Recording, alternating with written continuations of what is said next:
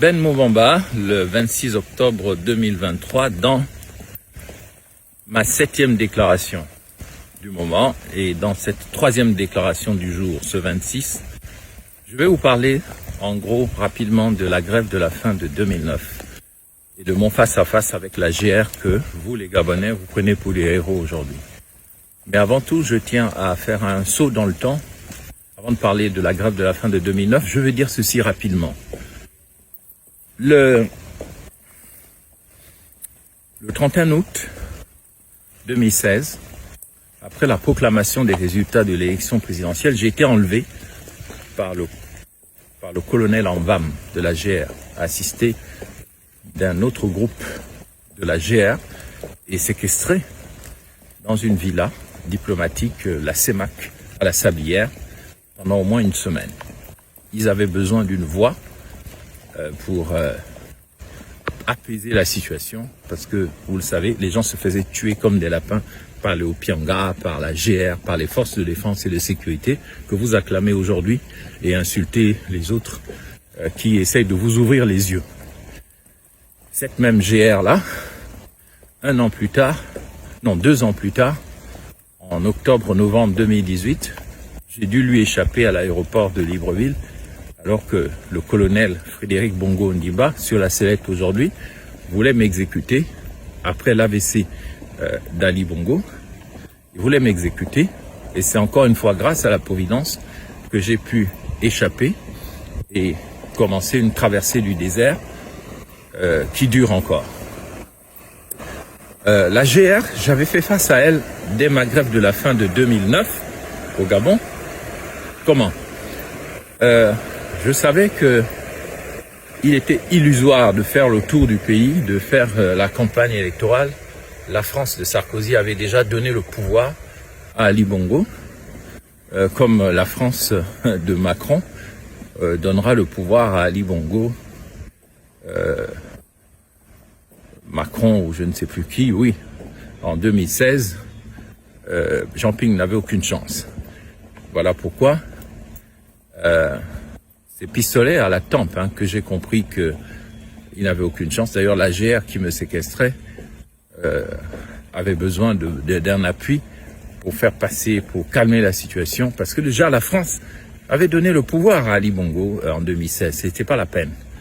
C'est la France-Afrique qui contrôle le Gabon, et tant que nous ne serons pas débarrassés de la France-Afrique, nous n'allons pas évoluer.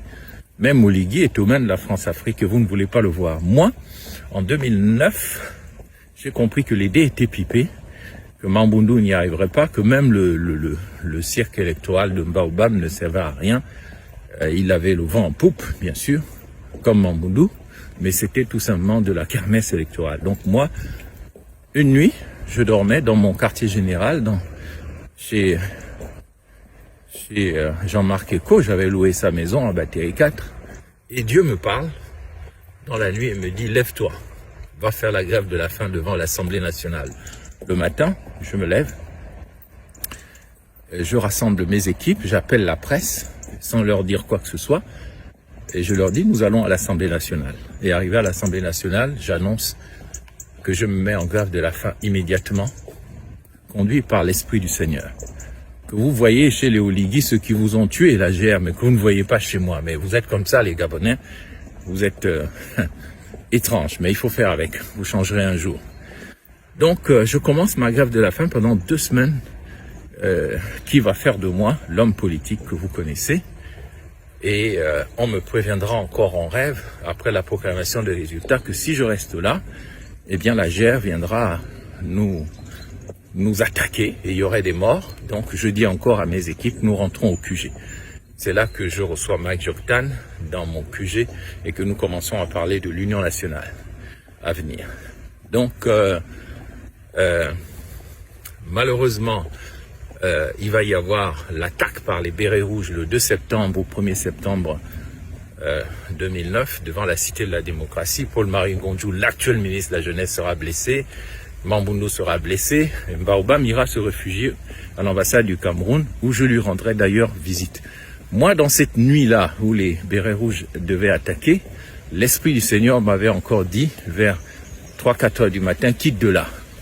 il va y avoir une attaque. Je suis rentré à mon QG et le lendemain, je suis venu me repositionner vers la radio-télévision gabonaise, enfin l'ancienne, et j'ai assisté à l'attaque du général Elaye Koga contre les candidats devant la Cité de la démocratie. Et d'ailleurs, il va y avoir des émeutes dans tout le pays. Des gens seront massacrés. Il y aura des fosses communes en 2009. À Port-Gentil, on va tuer beaucoup de bilopes cette fois. Hein, des gens à Port-Gentil qui soutenaient Pierre Mamboundou seront massacrés, enterrés. On connaît les noms de ceux qui ont fait ça, mais il est interdit de le dire parce qu'on a l'impression que les seuls morts qu'il y a eu au Gabon, c'est 2016. Non, en 2009, j'étais là et je n'ai pas entendu les grands opposants par la suite condamner tous ces massacres de Port-Gentil, à part bien sûr le journaliste Moulinda, qui a fait son fameux reportage au journal L'Union. Je reviens de Port-Gentil où il parlait des tueries et des massacres. Voilà pourquoi je vous dis, faites attention à la GR. Ils sont soupçonnés de crimes contre l'humanité. Continuez de les suivre. Mais faites attention.